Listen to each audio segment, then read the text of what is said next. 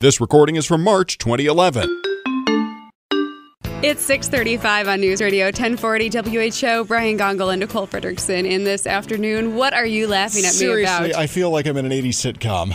Where is my multicolored sweater, my Cosby sweater? I'll admit I was dancing that time. You were. A little jingle there. And I am partially responsible for the music that we use going in and out of these shows anyway, but I'm just chuckling a little bit. It just reminds me a little bit of, it sounded like Growing Pains kind of there. You know what? I love Growing Pains. It was a good show. It put me in a good mood. I didn't know that Kirk Cameron had gone, bonkers until later, but, that was newsflash to me. Also didn't know that Alan Thicke was also a TV theme writer and composer. He wrote the theme song to Growing Pains. He sang it. Dozens of them. He sang that one too? He did sing that one, yeah. Really? I did not know that. What I love is the fact that Alan Thicke now shows up occasionally on How I Met Your Mother. I think that is absolutely I love that. I know exactly genius. what you're talking about. I love it when he does that. And I think that show is funny. I wish they would abandon the premise at some point or another. I'm sorry, people. Ted's going to have to meet the girl at some point or another. Just let him find her. We don't care. My 2 cents worth, I think he's met her. I thought it was the girl who was married to the captain. And now they've totally no, but they said it isn't. Then he said in one of the latest episodes, somebody was asking him about this because it was his flash forward to the future, and he saw Wendy the waitress, and Wendy the waitress asked about her, and he said, no, that ended badly, but that's a long story. I'm like, what are you guys, seriously, just marry her.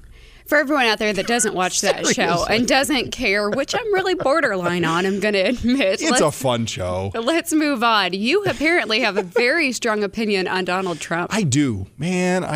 And Dave Price was talking with him yesterday here on WHO, and he's making all these noises like he wants to run for president. Yes. No. You're fired. No, he's not, or no, you don't want him to. I don't want him to. I think people learn all the wrong lessons from this guy. Just all of the wrong lessons from this guy. Number one, bankruptcy is not something to just throw around, all right? Okay, and the fair. problem is he's done it on a number of occasions. He very publicly said at one point that he saw no shame whatsoever in declaring bankruptcy. He saw no shame in it at all. Well, that's fine, but the flip side to that is when he shrugged it off, calling it, and I quote, a legal mechanism. Okay. When he did this a couple of years ago, his creditors lost $500 million when Trump hotels and casino resorts went through Chapter 11. Now, maybe he's going to emerge from that smelling like a rose, but that's $500 million that other people lost and that he just apparently didn't care about. Well, when we're in a government that has $14 trillion in debt, I pretty much don't want the guy to be quite so flippant about, oh, it's no big deal. It's just a thing that happens. No, it's not a thing that just happens. It doesn't. It doesn't work that way. So that bugs me. And that's valid. I agree. He does a lot of things right, though. Well, maybe. He does. He does things right. I'm not saying marketing. that he does marketing right. He's a fantastic marketing agent. He's the only guy in the world who can bring up my number 2 problem with him, which is he's turned "you're fired" into like a whole catchphrase and a whole trademarkable thing. He's making it sound like a good deal. Business is not done through "you're fired." Business is not done through some kind of wacky competition in which you got to sell the most popsicles in 45 minutes. Yeah. Business is incremental improvements. Well, you know what? The state pork board actually did a little "you're fired" to their old slogan, "the other white meat." Decades old. Yeah. The other white meat, which I'm going to be honest, I've always been a little confused about. Well, chicken is the white meat. Poultry's the white meat. I get it. Yeah. Thank you. Oh, okay. Well, you looked at me funny. You can keep looking at me funny. I get it. Everyone looks at you funny, Brian. I'm used to that. I understand the other white meat a little bit better than I do the new slogan, though. Okay. Pork, be inspired. Well, maybe it's got you going sometimes. I don't know. Are you inspired by pork? I like pork. I do. I like pork. I like chicken. I love bacon.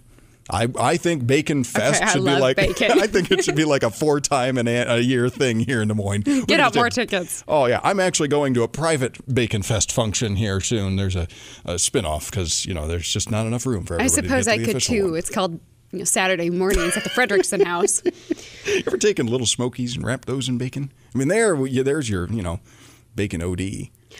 I need help being inspired by pork. Aside from bacon, there you have an idea. I think they need to come out with some recipes. I need to apparently be shown how to cook pork in a different manner than I'm doing it. I'm going to make bacon bread. Okay, and I'm not talking about bacon. Remember, I'm the health conscious one over here. Oh, that's what's going on. Oh, we do a lot of chicken at our house. I see. Well, there are some very lean cuts of pork as well. There are, and I would love to utilize them. Get a little variety in my protein. I'm struggling because really the part I love is the bacon.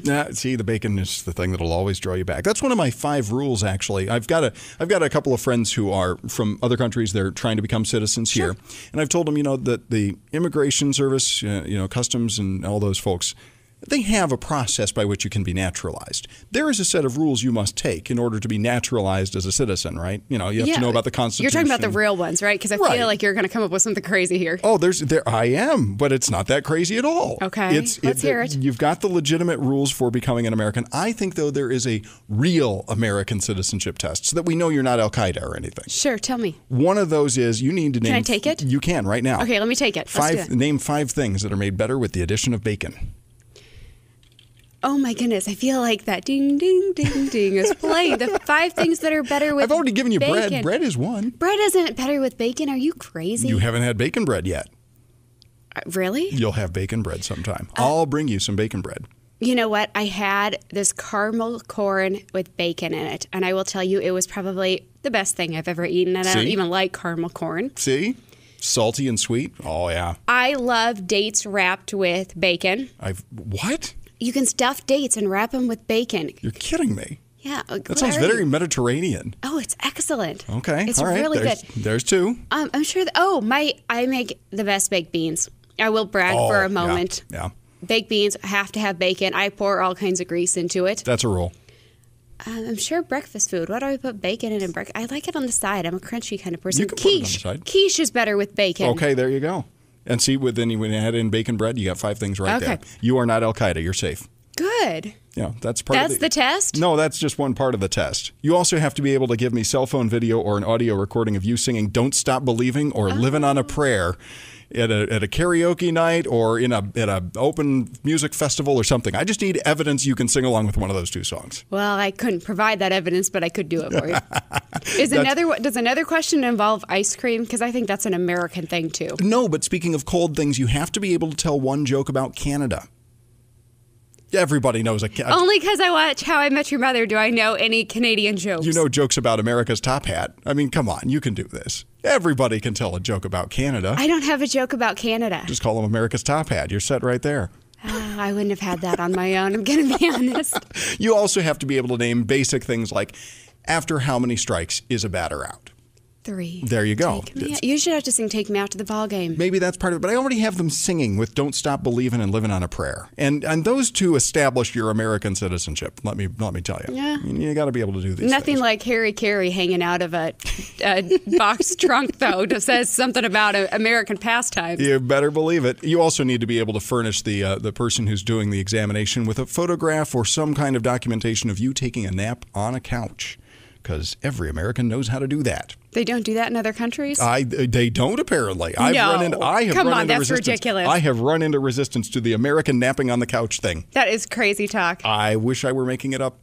I have had to enforce a policy of you must nap on your couch, otherwise I'm not talking to you anymore. I have. I know. With people who have been here for a decade, still don't believe me. I have had to enforce the law. I don't believe you. None of our listeners believe you. I'm telling you made that truth. one up. Nope, that is absolutely the truth, and I will give you his name off the air. Well, I'm not going to give you the friendly listener, but I will tell Nicole off the air who this I'll share that secret later, apparently. You have to be able to do these things. There are a couple of other rules, but those are pretty much the basics. You need to be able to pass those. I want you to know about the Constitution. I want you to know about division of government and things like that. But frankly, I need to know that you are not some kind of secret terrorist cell. And this is how I know. Nobody cares. Nobody cares. I think you should develop an Iowa test, though, and I think it should have something to do with the Great Tractor Ride. We can do that. We could also ask you the Great Iowa Ice Cream from northwestern Iowa, which apparently they've decided to change the name. Are you talking about Wells? They are. They are still making Wells Blue Bunny. Okay. But they have decided they're going to change it. This is hot off the presses, in fact, today. Okay. Ice cream maker Wells Dairy has changed its name to Wells Enterprises, Inc. to better reflect its products. The Lamar's-based company says the name change was completed recently. It was reported by the Lamar's Daily Sentinel. The company says the time was right to change the name. They stopped selling milk 2 years ago. So they decided probably dairy didn't apply anymore. Now that they're an ice cream and frozen novelty business, they're just going to stick with Wells because the family still owns it. But it's Wells Enterprises, Inc. now, no longer Wells Dairy. Hey, as long as they're still making Blue Bunny ice cream, I'm set. That's really all you're looking for. That and bacon. Ooh, I just thought of an ice cream idea. Ice cream and bacon. See? You're clearly not Al-Qaeda. I am so reassured about this. Otherwise, I was sharing the studios with its hidden terrorist, and we were going to have like a 24 moment before too long. There's a show that needed to go away. I've never watched that show. You never watched 24? No. Really? No. Kiefer Sutherland needed something to do, so they decided to have him repeatedly say, believe me, or trust me, or you have to trust me, or something like this, over and over and over again to people who he was otherwise shooting at. Is the show off the air? Yeah, show went off. It was killed by the writer's strike. Oh. Okay. Yeah, I mean, they tried to come back after the writer's strike, and it had lost so much momentum because it was supposed to be episode to episode, was hour to hour, and then when they killed that off, the premise was gone. So it didn't work anymore, so they needed to end it. There were only so many times that Jack Bauer could go rescue the world, then go off into hiding, and then come back out of hiding once again. They reached the maximum number they could do that. Well, what about reality shows? How many times can we listen to desperate real-life housewives? I don't understand reality program. I don't get it. I don't know why we care about those women. You're looking at a guy who thinks that Snooki should be in a zoo somewhere. And that's another one. I don't understand her. Nobody understands. I think if anybody started to understand, I would have them go through my real U.S. citizenship exam just to prove that they were not from a foreign country or a foreign planet, I think. There's just a point. Snooki, Charlie Sheen, they're both a foreign planet. I don't know that Charlie Sheen has updated anything lately, so that's tragic. We could take a break and see if he has said anything subsequent to his earn yourself statements of an hour ago. I think that was the latest. So maybe he's passed out since then. He probably has. Well, we got to take a quick break. We'll be right back here. Nicole Fredericksen, Brian Gongol here on News Radio 1040 WHO.